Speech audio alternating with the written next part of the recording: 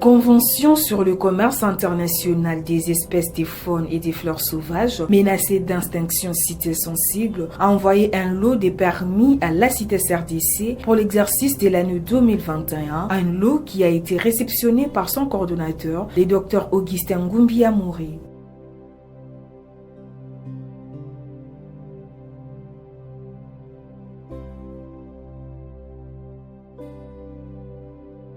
Ces permis qui viennent directement de Genève, siège de la CITES, se distinguent des anciens qui étaient contraires à la constitution de la RDC. Alors, ces permis viennent de Genève.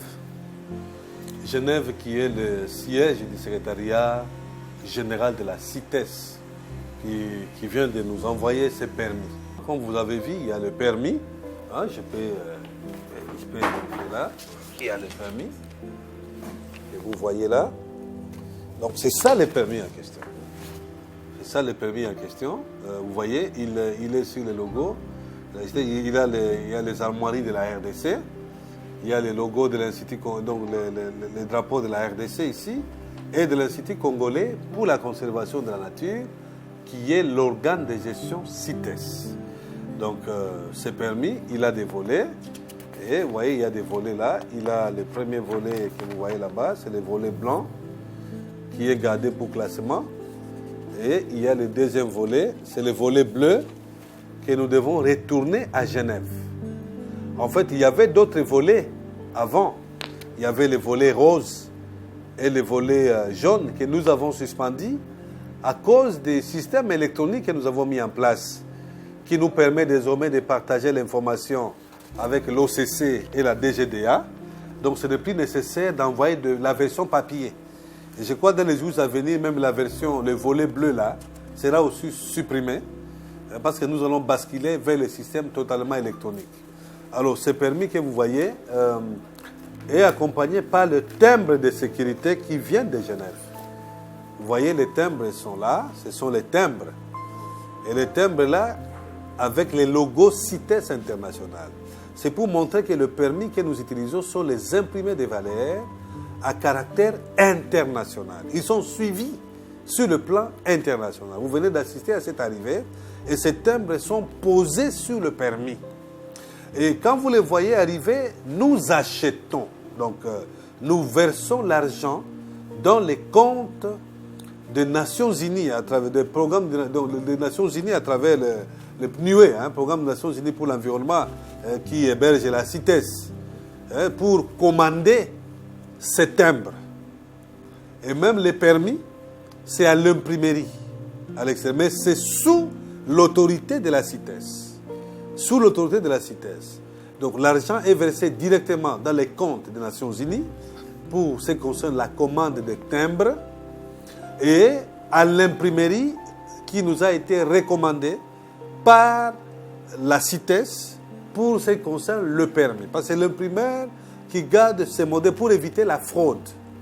Donc vous voyez que ce sont les documents qui sont sécurisés sur le plan mondial. Aujourd'hui, la République démocratique du Congo est comptée parmi les pays modèles grâce aux réformes initiées par l'ICCN, par son organe CITES RDC. Les timbres et les permis sont régis par une résolution internationale, la résolution 12.3 de la 12e conférence des partis à la CITES, qui a été révisée à la 18e conférence des partis qui est à Genève.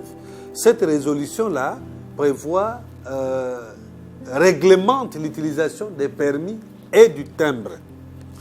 Mais aujourd'hui, il y a eu des recommandations. La RDC, nous faisons partie de ces pays qui font évoluer la délivrance des permis à travers le monde.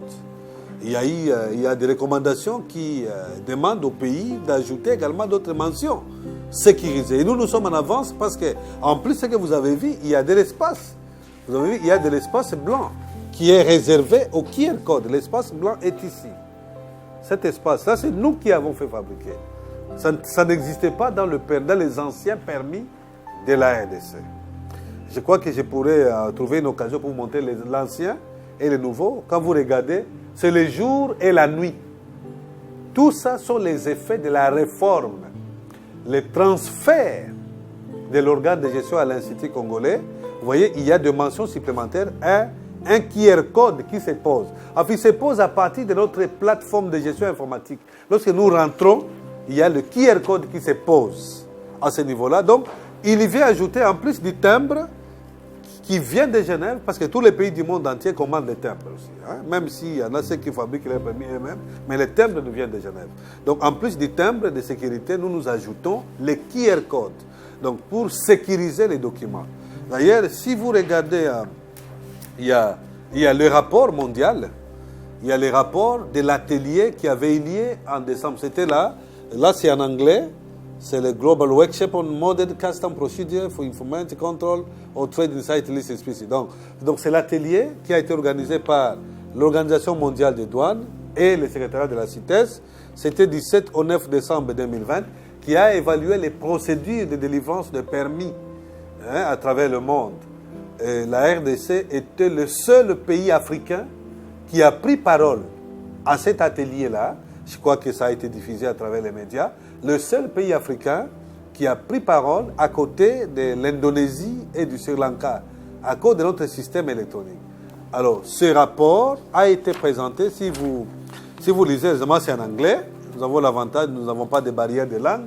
Si vous voyez en anglais, on a parlé de la RDC ici dans ce paragraphe, on a parlé de nous comme organe de gestion de la RDC, on a parlé des avantages de notre système électronique, notamment le meilleur contrôle, il y a la gestion des quotas, il y a la fraude, la réduction de la fraude, et ça c'est un paragraphe consacré à la RDC.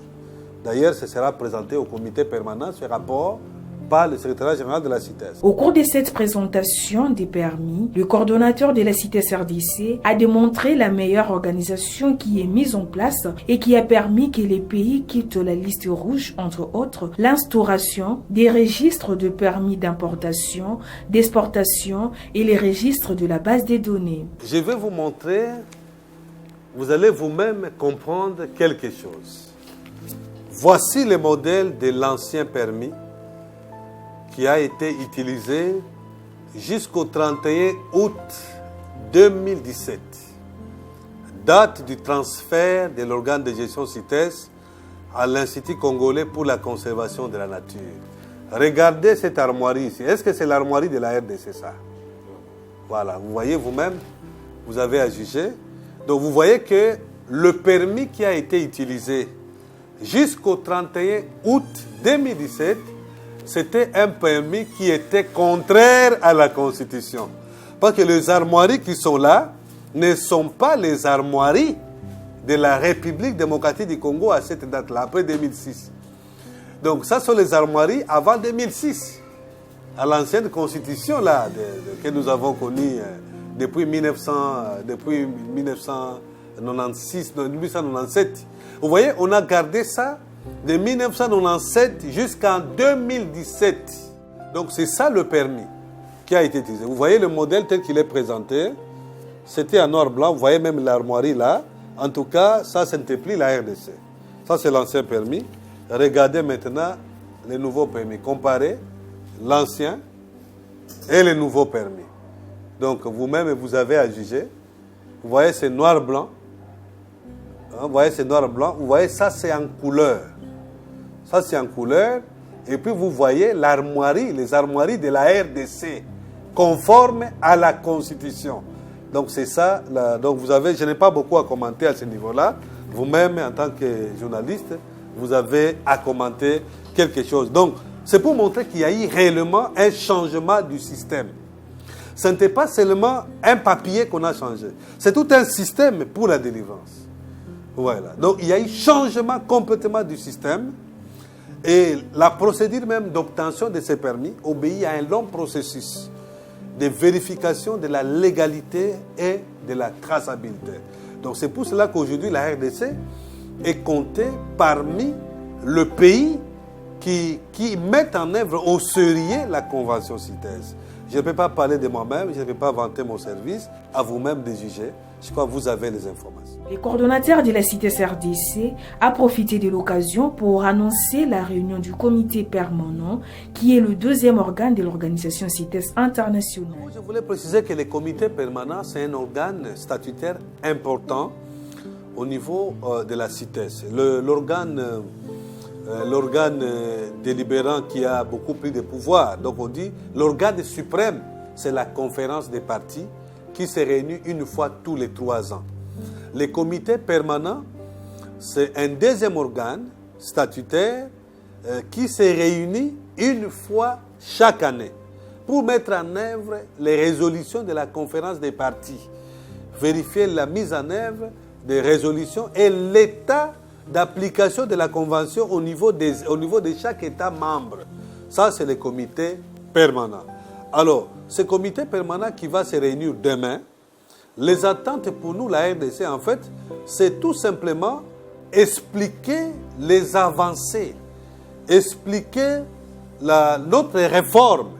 Parce qu'après la réforme que nous avons commencé le nouveau système de permis, le nouveau système, notre plateforme de gestion informatisée. C'est l'année passée, c'est en juin 2020. Et ça, c'est la première réunion du comité permanent où le pays va rendre compte. D'ailleurs, nous n'avons pas beaucoup à parler parce que le secrétariat de la CITES a déjà fait un rapport. Ce rapport est en ligne où on parle déjà de la RDC. Si je vous lis un extrait de ce rapport, vous allez voir, on parle de la RDC qui a présenté son système de délivrance des permis qui est en place depuis juillet 2020. Bon, bien sûr, effectivement. Alors, grâce au financement de l'Union européenne, à travers les programmes cités, les programmes d'appui à l'inventaire, tout ça, et des espèces d'arbres. Alors, ce système, voilà les commentaires qui est dans les rapports. Ce système permet de délivrer le permis après une vérification sérieuse et qui est disponible en ligne. Vous voyez, je suis en train de traduire des français en anglais. Alors, on parle également, ce système a eu un impact significatif. Ça, c'est dit dans les rapports. Un impact. On dit là-bas, je peux vous lire un extrait pour qu'on ne dise pas que j'invente. On dit, par exemple, en anglais, on dit, this platform had a significant impact. C'est comme ça qu'on dit en anglais. Donc, ça a eu un impact significatif. Alors, qu'est-ce qu'on a dit? On dit reduction of risk of false permit and certificate from RDC. Donc, réduction de la falsification des permis et certificats de la RDC. Increased demand for permit due to facilitate and better control. Donc, augmentation de la demande à cause de la facilité de cette demande en ligne et ça facilite les contrôles. Integration of quota system that allow monitoring and the use of export quota. Donc, ça permet également de faciliter l'intégration. Un système qui permet de faire l'intégration et le suivi des quotas d'exportation pour éviter tout dépassement. Donc, easy preparation of a CITES annual report. Donc, préparation facile des rapports qui était un casse-tête pour la RDC. Et puis, on parle use of QR code for online verification of permit. Donc, il y a le QR code pour faciliter les contrôles en ligne. Donc, voilà de manière résumée, comment la RDC a mené sa réforme. Et tout cela sera présenté à travers le monde. Il nous sera demandé de commenter comment nous sommes arrivés là. Comment nous sommes arrivés là? Hier, la RDC, un pays qui a été humilié, qui était au rabais, un pays sur la liste noire. Aujourd'hui, c'est un pays dont les efforts sont vantés par les rapports internationaux. Regardez, c'est un rapport qui est dans le système. Vous pouvez cliquer www.cites.org. Vous allez dans les rapports, dans les documents de travail de la 73e, donc 73e session du comité permanent, vous allez trouver. Voilà, ça c'est l'une des retombées de la réforme, les retombées du transfert de la CITES, de l'organe de gestion CITES à l'Institut congolais pour la conservation de l'antique qui porte ses fruits sur le plan diplomatique pour redorer l'image du pays. Signalons que, grâce aux innovations de la CITES RDC, le pays devient de plus en plus crédible au niveau international.